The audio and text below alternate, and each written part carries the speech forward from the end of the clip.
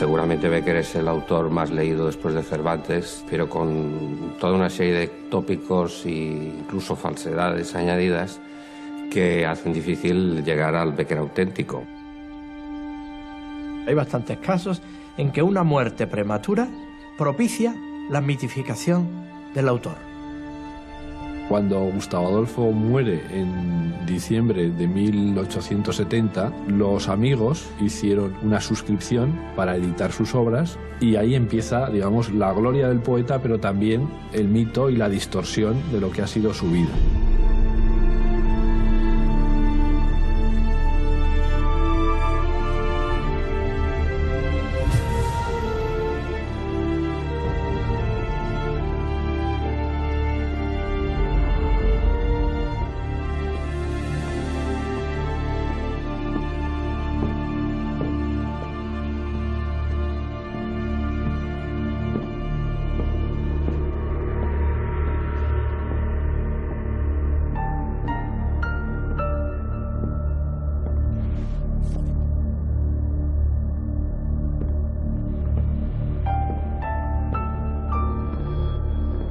Me cuesta trabajo saber qué cosas he soñado y cuáles me han sucedido.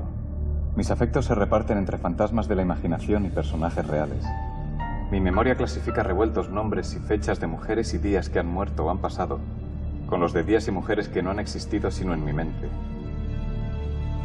Preciso es acabar arrojándoos de la cabeza de una vez para siempre.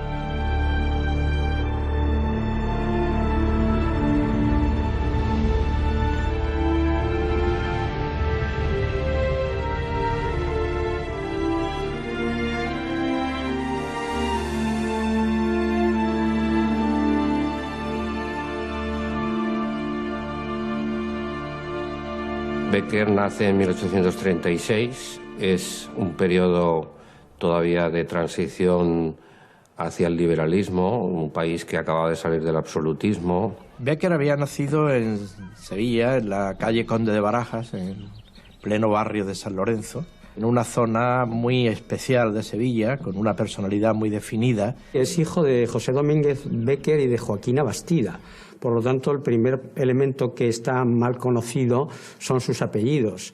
El verdadero nombre de Gustavo Adolfo era Gustavo Adolfo Claudio Domínguez Bastida, y solo en quinto lugar viene su apellido de Bécquer. Eran pues oriundos de una familia de origen flamenco que había tenido en el siglo XVI un gran desarrollo, un gran predicamento económico en Sevilla, y aunque ya carecían, digo, del nivel económico de antaño, sin embargo tenían pues un poco ese tono de familia respetable, en fin, de antigua nobleza. La familia lo que hace es sencillamente poner el apellido en castellano, y en lugar del Bécquer CK, que es como se escribe en alemán, lo convierten en Q y ya sale el apellido de Bécquer, que es el que nosotros conocemos en Gustavo Adolfo. El padre de Bécquer era conocido en Sevilla con el nombre del maestro José Bécquer y se dedicaba fundamentalmente a pintar cuadros de costumbres. Don José era una persona sumamente ordenada, entonces él tenía su libro de cuentas donde iba anotando los clientes, los cuadros, los encargos, pero también, digamos, la economía familiar, la economía doméstica, que después pasó a ser propiedad de Gustavo Adolfo, y en ese libro de cuentas del padre es donde están los primeros escritos de Gustavo Adolfo. Pues, por ejemplo, nada menos que una versión del tema de Hamlet, una tragedia al estilo clasicista. El padre muere cuando Bécquer tiene solo 5 años de edad, en 1841, por lo tanto es una muerte que deja a la familia sin recursos económicos. Y claro, la muerte de la madre cuando Bécquer tiene también solo 11 años de edad, pues les hace pasar por ciertas dificultades. La problemática del padre desaparecido tempranamente es un tema que fascina y atemoriza a la vez a Gustavo Adolfo. Pero es que en ese libro de cuentas del padre hay incluso dibujos referidos a Hamlet junto a la tumba del padre. Para Gustavo Adolfo se produjo un proceso de identificación con la soledad existencial que hay detrás del personaje, y que es una de las facetas fundamentales del personaje shakespeariano. Esta situación de desamparo familiar se nota después a lo largo de toda su vida. Él mismo se define como errante, como sin rumbo, como buscando siempre algo que no sabe muy bien qué es. Nuestro padre murió siendo nosotros muy pequeños, a los 35 años. A poco de morir nuestro padre, murió nuestra madre. Recuerdo que siendo muy chico nos quitaban la luz después de acostados, y Valeriano en las noches de luna abría el balcón y dibujaba aquella claridad dudosa.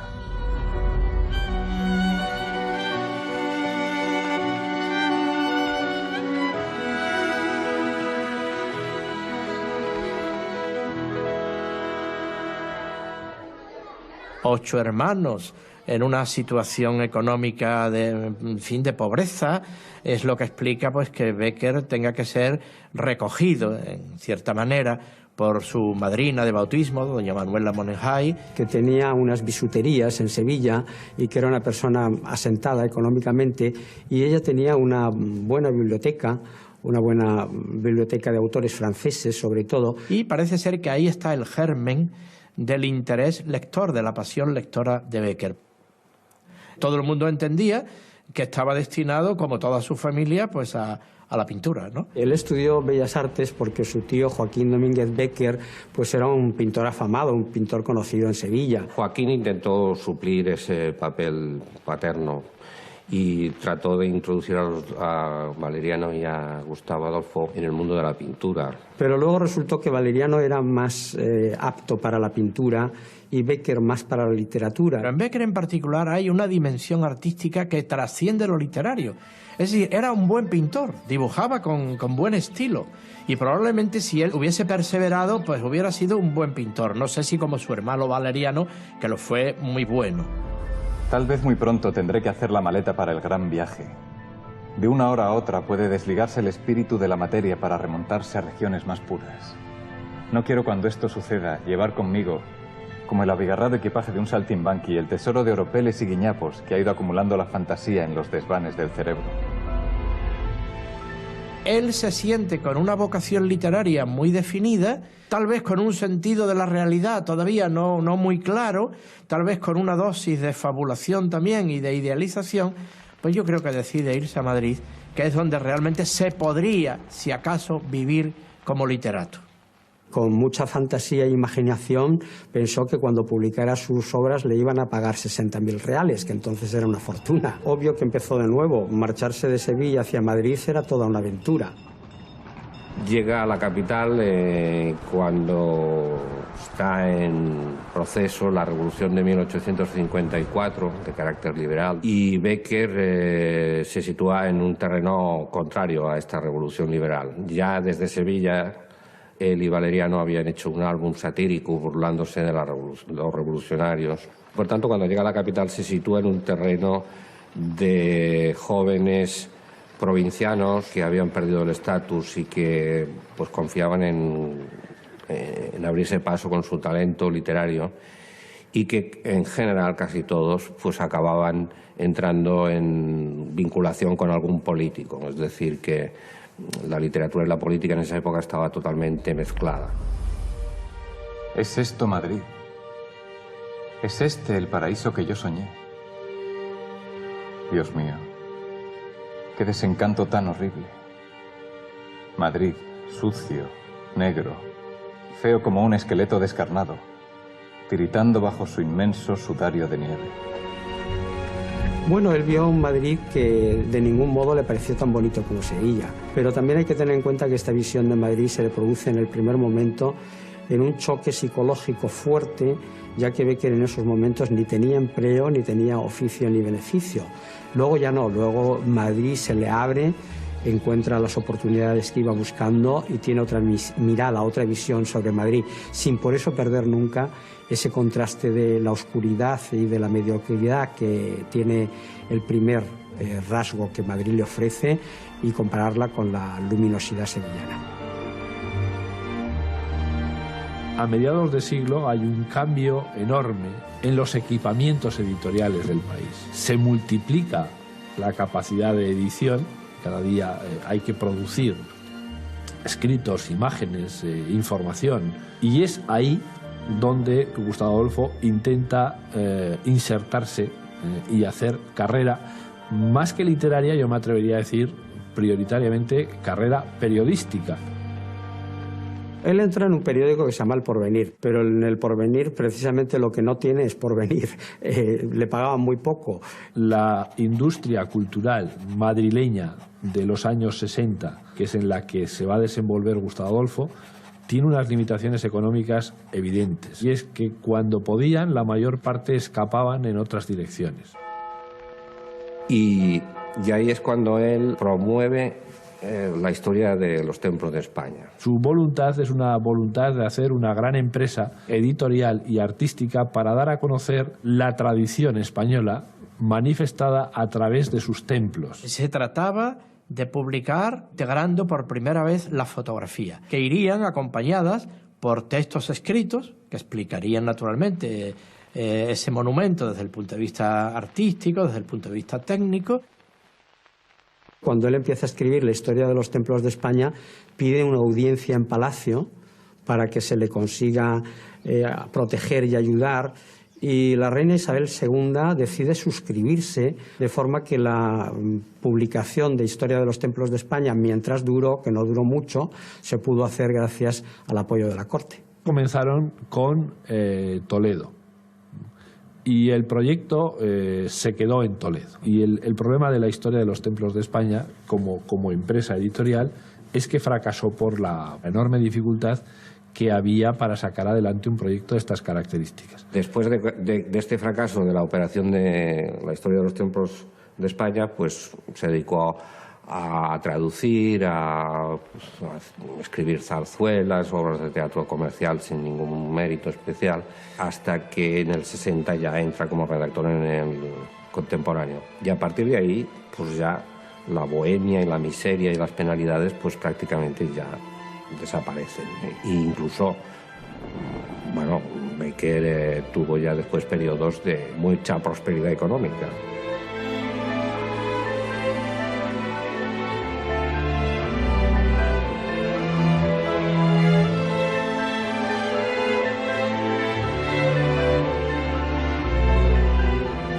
De sus años de llegada en Madrid, frecuentó a Julia Espín, una chica de una familia de músicos, que luego ella sería cantante de ópera bastante famosa. Su padre era el director de los coros del Teatro Real, era uno de los músicos que tenía más prestigio en Palacio, y en casa de los Espín funcionaba un salón, como en otras grandes casas. Decidió ir a casa de este señor y asistir algunas de las veces en que abrían la sala para realizar pequeños conciertos de piano y de violín y reunirse con algunos artistas. Y así comenzó la relación con Julia Espín. Es una relación que evidentemente no es circunstancial. Hay un contacto prolongado, importante. En los álbumes de Julia Espín nadie está ni remotamente representado como está Gustavo Adolfo.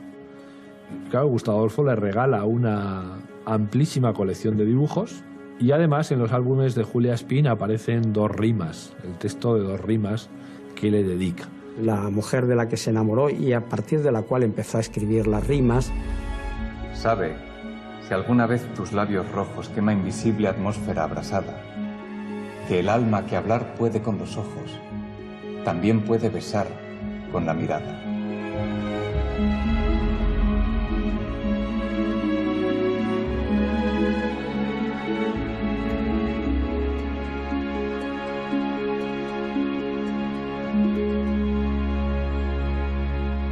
Las rimas que escribe entre el año 59 y el año 61 están dedicadas a Julia Espín. Las primeras para halagarla y las últimas para, de algún modo, hacer sentir su dolor por el desprecio que había recibido por parte de Julia Espín. Además, le rechazó hablando de una manera, digamos, un poco desmitificadora, porque dijo literalmente Bécquer era un hombre sucio. La idea que ella tenía de un hombre que mereciera su compañía y luego su matrimonio, pues era la de un personaje principal. Hay que considerar que Julia se casó con quien luego fue ministro de Hacienda y, por lo tanto, desde el punto de vista económico, acertó plenamente en su matrimonio. Bécquer nunca le hubiera podido dar los lujos y la vida que llevó con su marido.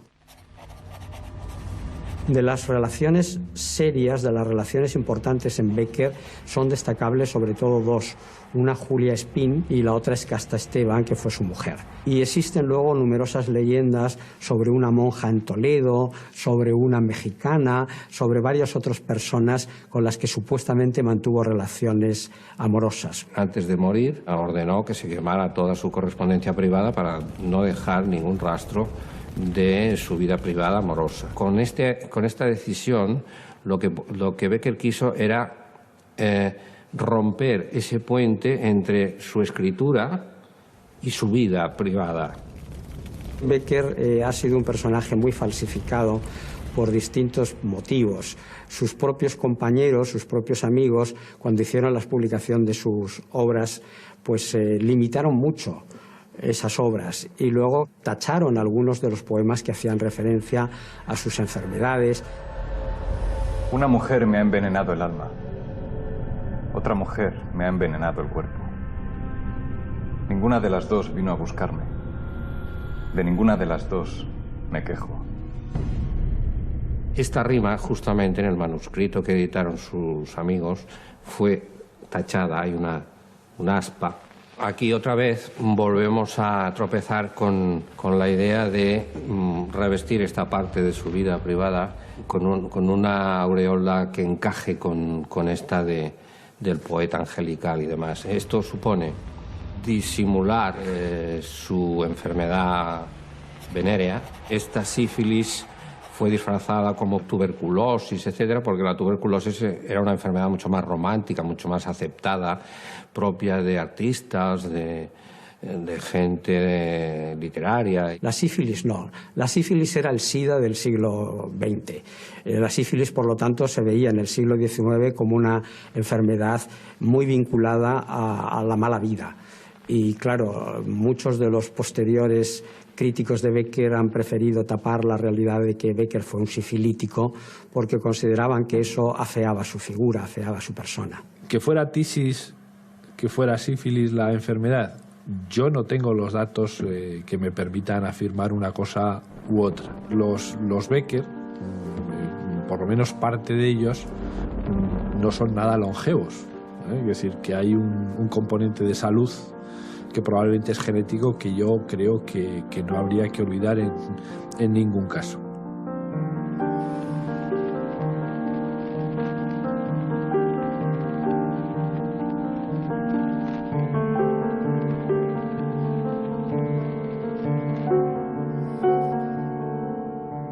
El doctor Navarro, el padre de Castas, era un médico que estaba especializado en enfermedades venéreas y, por tanto, conoció a Becker como paciente.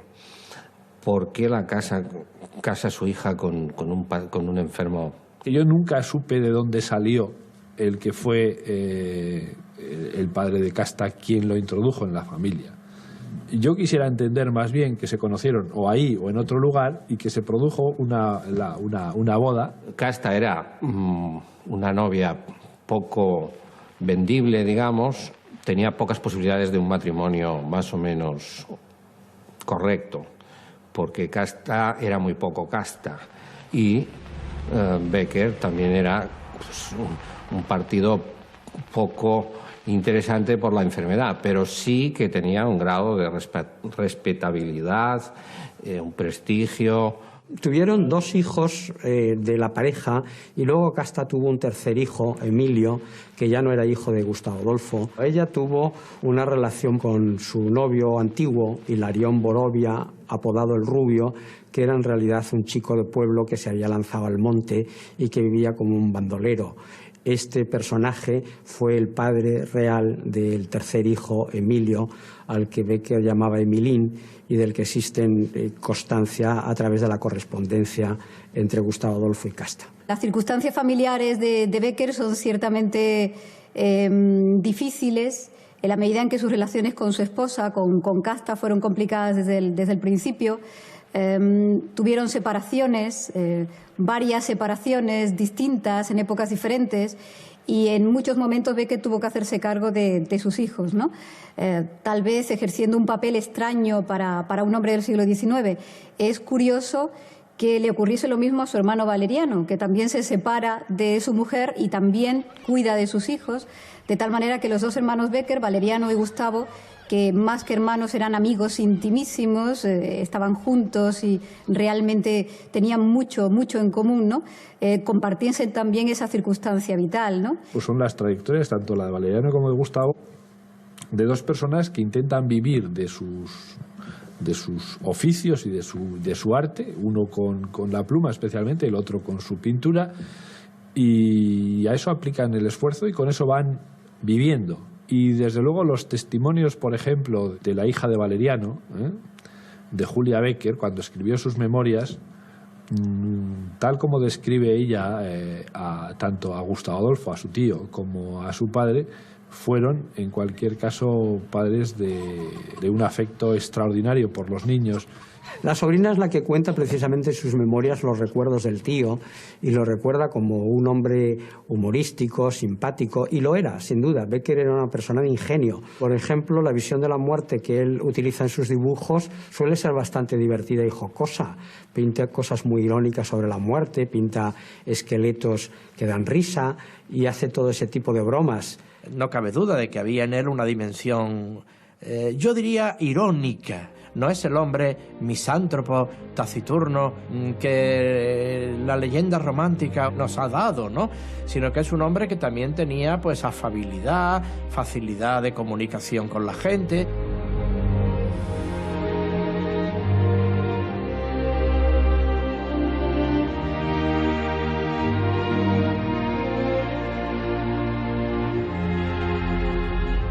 Bécquer es un autor que siempre respetó eso que se llama la literatura popular.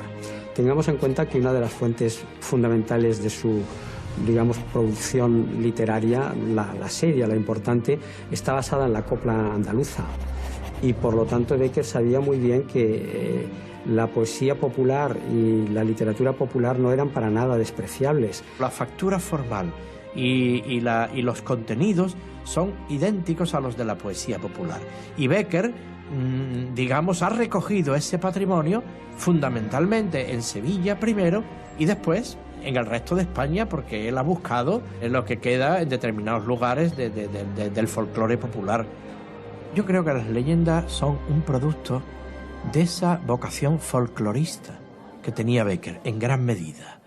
Es la literatura de misterio, la literatura de horror que en la segunda mitad del siglo XIX y principios del XX, en el mundo anglosajón también, pues está muy de moda, ¿no? En él hay con una sintonía con Allan Poe en el sentido de este gusto por el misterio, por aquellos aspectos de la realidad que se confunden con los sueños. Es un freudiano antes de Freud. La confusión entre sueño y realidad es algo totalmente moderno. Hay que tener en cuenta que Bécquer escribe algunas de sus leyendas desde la percepción del horror, del misterio, del miedo, ¿no? Entonces esos aspectos son muy importantes porque la imaginación es el inicio del miedo. El lector sabe que aquello que va a ocurrir es sobrenatural, que es imposible, que es irreal, pero casi se lo cree, ¿no? Es decir, como en una película o en un relato se podría trasladar a imágenes de fotos, cine, fácilmente casi todo lo que escribió.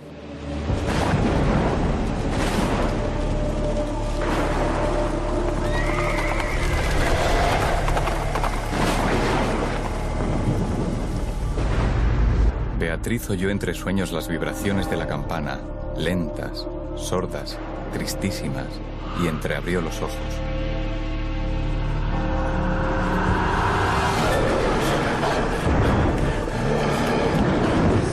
Creía haber oído a par de ellas pronunciar su nombre, pero lejos, muy lejos, y por una voz ahogada y doliente. Así pasó 1 hora, 2, la noche, 1 siglo, porque la noche aquella pareció eterna a Beatriz.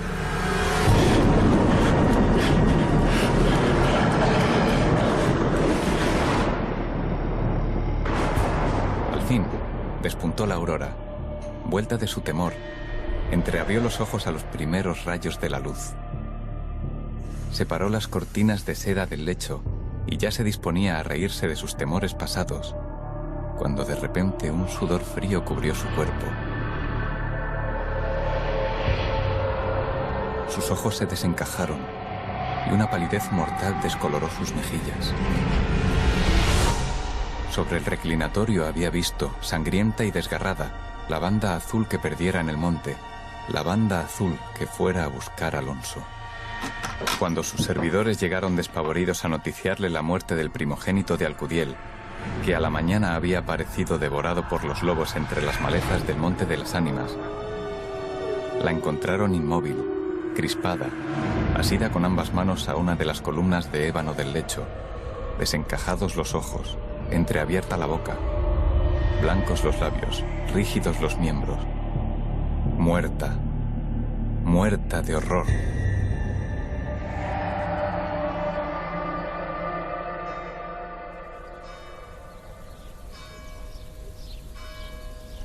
A finales de 1863, Gustavo Valeriano y sus hijos se instalan en unas celdas del monasterio de Veruela y allí van a estar hasta el otoño de 1864. Veruela había sido un gran monasterio históricamente que fue desamortizado como tantos bienes eclesiásticos y sacado a subasta en los años 40.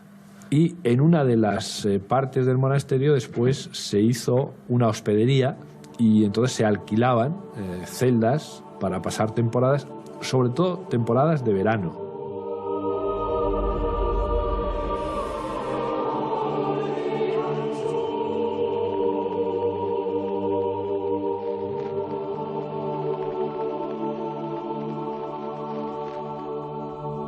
La intención primera de la estancia en Veruela parece ser tratar de recuperar la salud en un lugar de montaña, en un lugar sano, en un lugar tranquilo.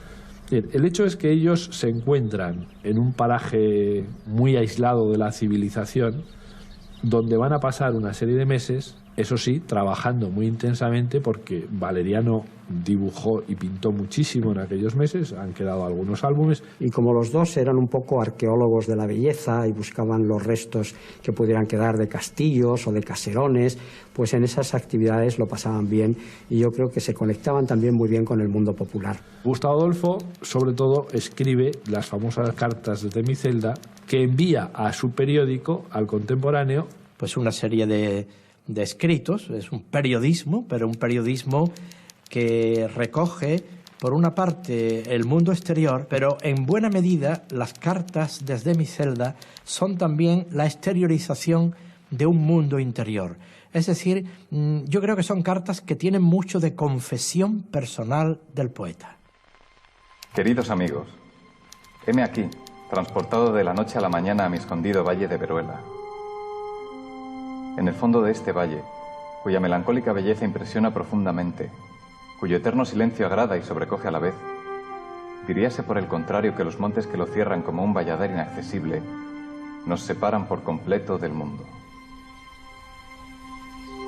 Es importante subrayar esta faceta periodística de Bécquer, porque no fue un gacetillero, fue un periodista en el sentido moderno de la palabra, pero un periodista con una gran dignidad literaria. Bécquer vivió y trabajó como periodista profesional durante muchos años. Estuvo básicamente en el Contemporáneo. Entró como redactor, llegó a ser director. Y él dirige este periódico donde está haciendo periodismo político. O sea, que no fue un escritor que de vez en cuando colaboró pues sin muchas ganas con alguna cuestión política, ni mucho menos. O sea, estuvo implicadísimo. Que Bécquer no era ese ángel puro que estaba siempre pues en las nubes y que no se ocupaba de las miserias de la vida humana y cosas de esas, no. Por tanto, ese Bécquer que venía del Congreso y había escrito un artículo corrosivo, polémico, con muy mala uva contra el rival político, pues luego pues escribiría alguna rima, alguna leyenda. Pero es el mismo Bécquer, no son dos.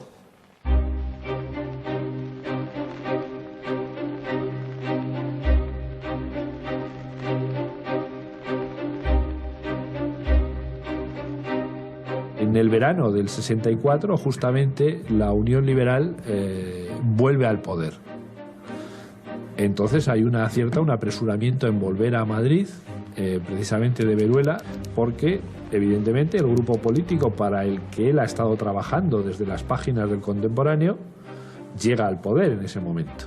Y él se vincula a ese mundo y entonces consigue la protección de González Bravo, que es el que le consigue pues un empleo oficial para que pueda subsistir, para que pueda ganarse la vida sin tener que preocuparse de otras cosas, e incluso pues le promete editar sus obras. Bueno, González Bravo tenía dos similitudes con Bécquer, una sobre todo que era el hecho de haber sido periodista y de haber empezado en el Guirigay, que era un periódico de izquierdas. Luego González Bravo se convirtió en conservador y finalmente en El Destierro se hizo carlista, es decir, que evoluciona desde la izquierda a la derecha. Fue siempre un muñidor político, es decir, se dedicaba a hacer pactos políticos en la sombra. González Bravo tuvo pues, diversas alternativas como político y ocupó el poder en varias ocasiones, casi siempre como ministro de la Gobernación, o sea, encargado de la represión, ¿no? Y la Guardia Civil la fundó y dijo que quería demostrar que un ministro civil podía reprimir tanto más y mejor que cualquier militar, ¿no? También hay que decir que González Bravo pues, también tenía sus aficiones poéticas y, bueno, fue miembro de la Real Academia de la Lengua. Tuvo una gran admiración por Bécquer, se dio cuenta de que en Bécquer existían cualidades y valores que no había todavía podido demostrar. Cuando González Bravo luego asciende a primer ministro, ya en las postrimerías del reinado de Isabel II, le favorece y le da el empleo de censor de novelas, cargo para el que probablemente Bécquer no reunía los requisitos necesarios porque no tenía estudios universitarios. O sea que González Bravo se salta su propia normativa y nombra a dedo, impone a su amigo este cargo muy bien pagado. Hay un aspecto misterioso en la cuestión. No ha habido forma de encontrar los expedientes administrativos de las novelas y de los libros que Gustavo Adolfo censuró. Y es muy raro porque los expedientes administrativos de censura del siglo XIX en España se han conservado bastante bien. Pero faltan. Mi interpretación es que alguien en un momento determinado los hizo desaparecer.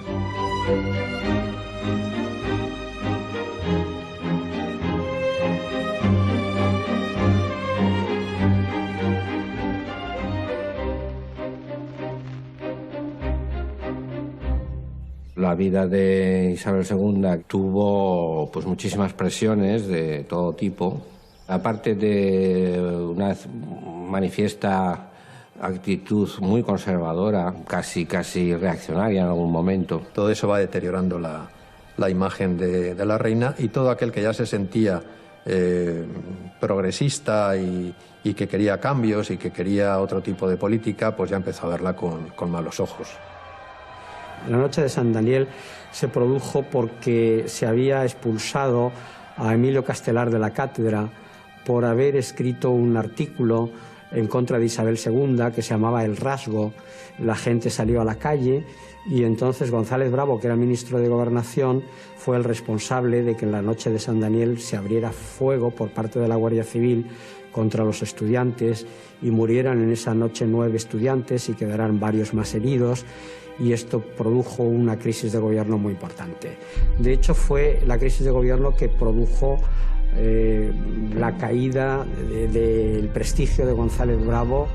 González Bravo forma el primer gobierno cuando ella tiene 13 años y forma el último gobierno justo antes del destronamiento, ¿no? La reina Isabel es reina desde el año 43 hasta el año 68. En el 68, con la Revolución de Septiembre, se acaba el reinado de Isabel II.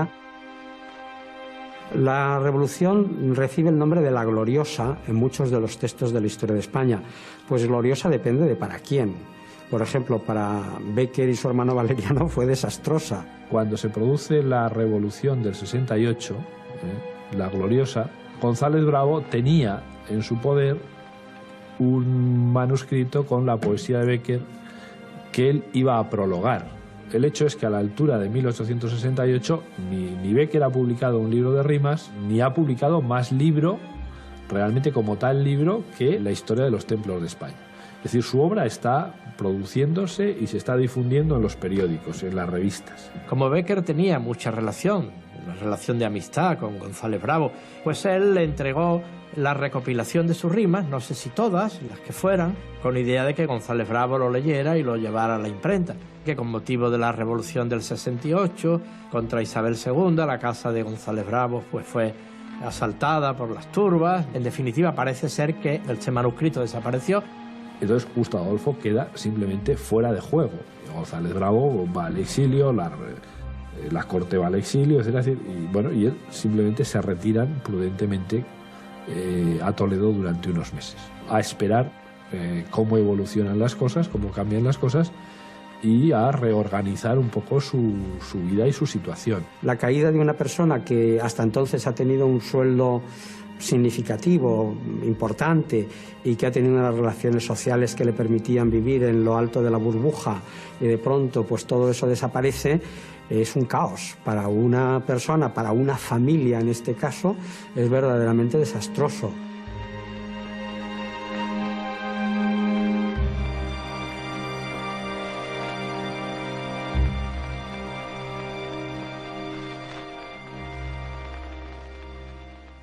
Los Borbones en pelota es una serie de dibujos de Valeriano con una serie de textos muy breves, muy cortos de Gustavo Adolfo.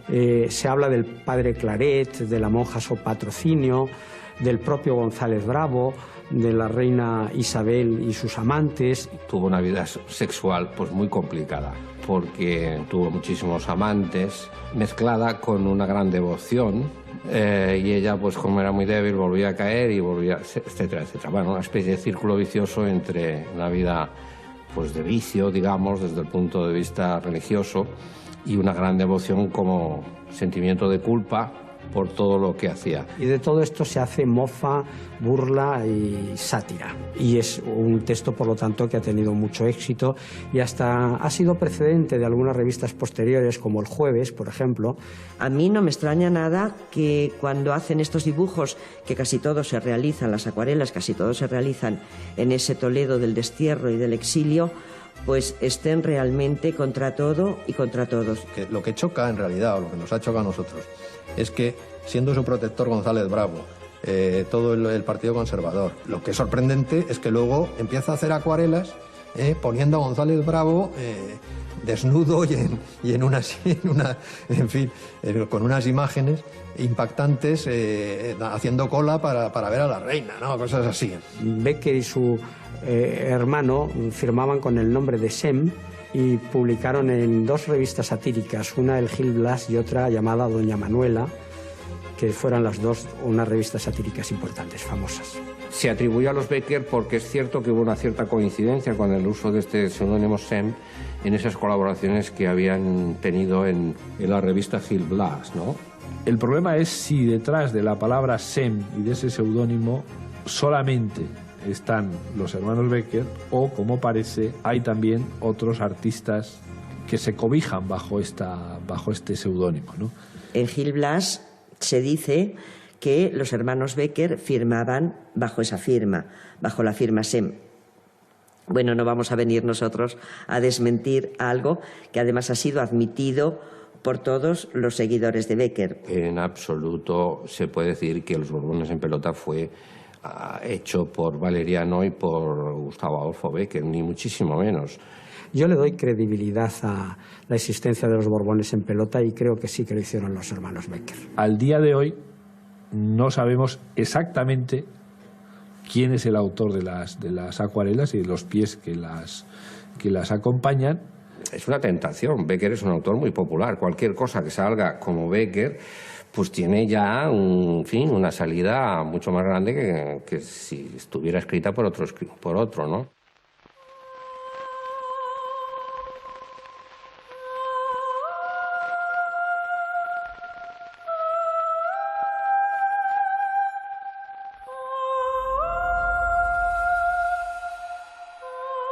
En Toledo, una vez que es consciente de que el libro se ha perdido, como él tenía algunas notas tomadas y además existían los periódicos donde había publicado rimas con anterioridad, pues hace el esfuerzo de memorizar algunos de los poemas que se habían perdido y de reconstruir otros de los cuales tenía algunas referencias, y con eso construye pues todo lo que ahora conocemos como las rimas. Las rimas vienen a ser la gran fusión entre poesía popular y poesía culta. La poesía de Becker es la primera que se concentra, dice lo esencial en muy pocos versos. Rompe con cualquier tipo de romanticismo grandilocuente y es la expresión de la interioridad, la expresión de los sentimientos más hondos. Becker ya no es un romántico, Becker es un autor intimista. Y es que la impresión que tiene uno cuando lee una rima es que se le ha caído de las manos, que ha salido el poema de una manera absolutamente espontánea, y esto no es así. Becker es, por lo tanto, un personaje que establece una diferencia entre el momento de la inspiración y el momento de la creación. Y es una persona que, como dice él, cuando pienso, no escribo. Guardo mis sentimientos y luego, una vez que los tengo bien elaborados, entonces es cuando me pongo a escribir. Tal vez para el público Becker es sobre todo el poeta romántico, porque es el poeta sentimental, ¿no? Y en ese sentido, puesto que las mujeres son el sentimiento, y eso es parte de la educación de las mujeres en el siglo XIX, Becker se convierte en el poeta por excelencia de lectura femenina, ¿no? De tal manera que las mujeres son el público, pero también las interlocutoras de la propia poesía beckeriana. La mujer idílica, la mujer mítica que él se formó en su cabeza, era la destinataria. Es una mujer creada exclusivamente para ser su compañera en su poesía. No digáis que agotado su tesoro, de asuntos falta enmudeció la lira. Podrá no haber poetas, pero siempre habrá poesía. Mientras las ondas de la luz al beso palpiten encendidas. Mientras el sol las desgarradas nubes de fuego y oro vista. Mientras el aire en su regazo lleve perfumes y armonías. Mientras haya en el mundo primavera, habrá poesía. Mientras la humana ciencia no descubra las fuentes de la vida y en el mar o en el cielo haya un abismo que el cálculo resista.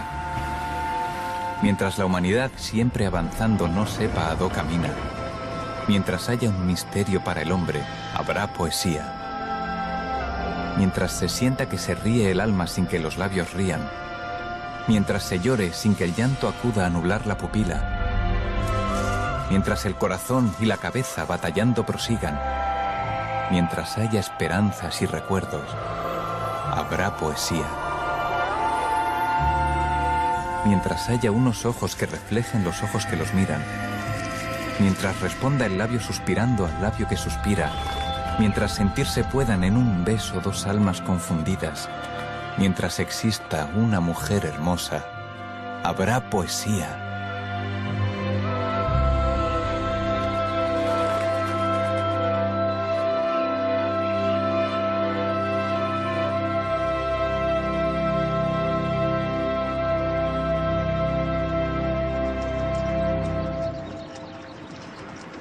A Becker le gusta la intimidad, le gusta el recogimiento y por eso escribió de otra manera. Lo hace en Toledo, donde tiene tiempo, por cierto, para hacerlo, porque no tiene trabajo y por lo tanto sí se tiene que dedicar un poco a preocuparse de la actividad que realizará cuando vuelva a tener un cargo que le permita regresar a Madrid.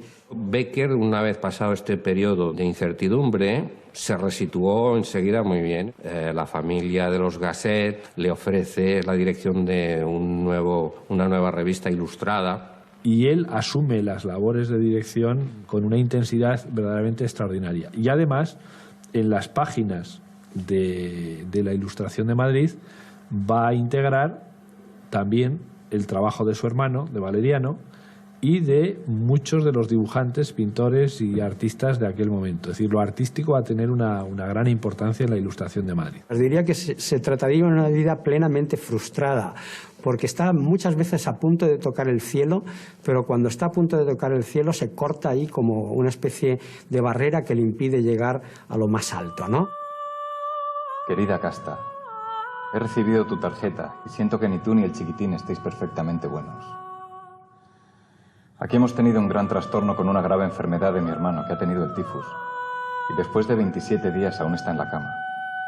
Como la enfermedad nos ha ocasionado muchos gastos y la convalecencia parece que será muy larga, volvemos a encontrarnos envueltos en un gran atraso del que con 1000 trabajos íbamos saliendo. Su hermano, que estaba enfermo también, pues muere de una crisis hepática. Y claro, pues esto a Becker lo deja totalmente destrozado. Probablemente también fue uno de los factores que acabó de minarle más la salud, ¿no? Valeriano muere en septiembre y Bécquer se encuentra entonces al cargo de 3 hijos. Y en esos momentos es cuando la familia se reúne y van a vivir a la calle Claudio Coello y allí en un pisito pues se alojan. Bécquer, a pesar del golpe, pues seguía teniendo ilusiones, proyectos de futuro y estaba luchando con su propia enfermedad hasta el final. Todos sus amigos, su familia, pues le rodearon, le ampararon en ese momento. Al morir, pues estaba rodeado de mucha gente y se dice que pronunció estas palabras: todo mortal. Media hora más o menos después de que muriera en Madrid el poeta, en Sevilla se produjo, por la mañana, se produjo un eclipse total de sol y bueno, pues esa coincidencia ha sido interpretada después como una señal para lamentar una muerte de alguien muy, muy importante, ¿no? Bécquer sin duda quería publicar su obra en vida, no le dio tiempo y lo tuvieron que hacer sus amigos y tenía la esperanza, no una gran esperanza, pero sí la esperanza de que su libro se leyera. Él habla de donde exista el olvido, allí estará mi tumba, ¿no? Entonces habla precisamente del olvido como algo muy posible para él. Tenía amigos que sabían que valía mucho y por eso estos amigos pues decidieron hacer una colecta y con los fondos que consiguieron publicaron Las rimas en 1871. Bécquer no pudo controlar la edición de sus poemas. Y naturalmente eso es lo que posibilitó bueno, que sus amigos estructuran las rimas, los poemas, como si se tratara de una historia de amor que primero había sido feliz, que luego había sido desengañada. Y en parte ciertas lecturas que se hacen después de la obra de Bécquer, pues tiene que ver con esta visión que puede rozar incluso una cierta visión cursi, ¿no? Es decir, claro que Bécquer está siempre en el filo de la navaja de la cursilería, pero ese es su mérito, está siempre en el filo pero no cae. Con esa primera edición de 1870, que aparece en 1871, empieza a construirse lo que se ha llamado la leyenda de Bécquer. Donde ya se plantean cómo vamos a presentar a Bécquer en sociedad, qué carácter le vamos a dar, qué ambiente le vamos a dar a esta obra. Y entonces se selecciona aquello que parece más positivo para el personaje. Lo que ocurre es que al morir en 1870, este pasado de militancia política conservadora no era muy apropiado para el momento, ¿no? En la forma en que presentan las obras, es el artista que muere joven, desconocido, maltratado por la vida. Con un, yo creo que falso sentido de la amistad, porque yo creo que el verdadero sentido de la amistad no consiste en decir lo bueno que es un personaje y convertirlo en un santo. Y lo tenemos que aceptar con sus defectos también. Y asimilar esos defectos a sus virtudes y decir, después de esto, fije usted con estas virtudes, estos defectos, la gran obra que ha conseguido hacer. Bécquer fue mitificado a partir de su muerte por sus amigos, pero fue mitificado en parte en vida por su propio hermano Valeriano cuando lo retrata con un atuendo que tiene más que ver con el arquetipo de un héroe romántico que con el Bécquer real que conocemos incluso por fotografías. El famoso retrato de Valeriano ha acabado eclipsando todas las otras imágenes que tenemos del poeta. Valeriano fue siempre una persona muy admiradora de su hermano Gustavo Adolfo y por eso lo pinta prácticamente como si fuera un semidios. Si pusiéramos el rostro real, mucha gente no sería capaz de reconocerlo. En la medida en que este retrato se fue popularizando, se ha convertido en el retrato, sin duda alguna, emblemático del romanticismo español.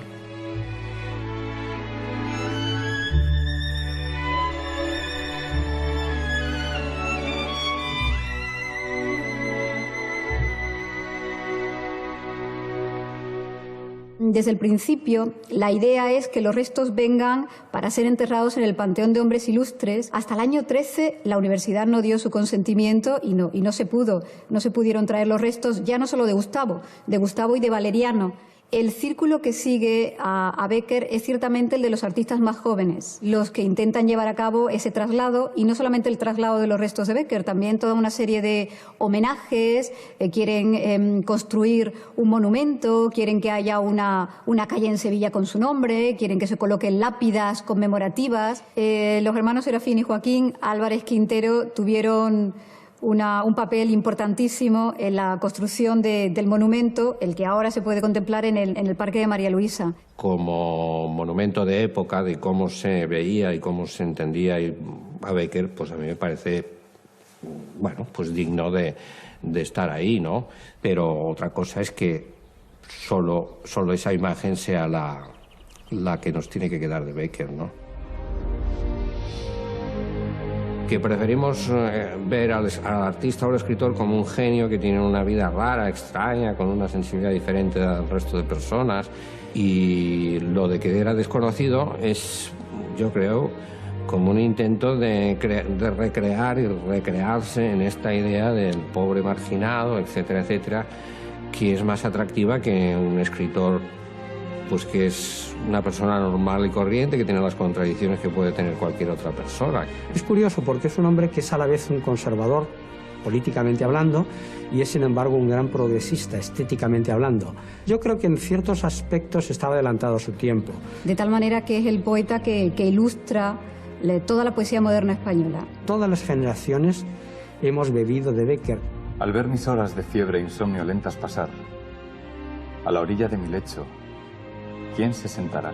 Uno de los grandes escritores, no solo de la literatura española, sino de la literatura universal. Cuando la muerte vidríe de mis ojos el cristal, mis párpados aún abiertos, ¿quién los cerrará? Fue capaz de vivir intensamente la vida de su época, luego tuvo ese refugio en su obra literaria.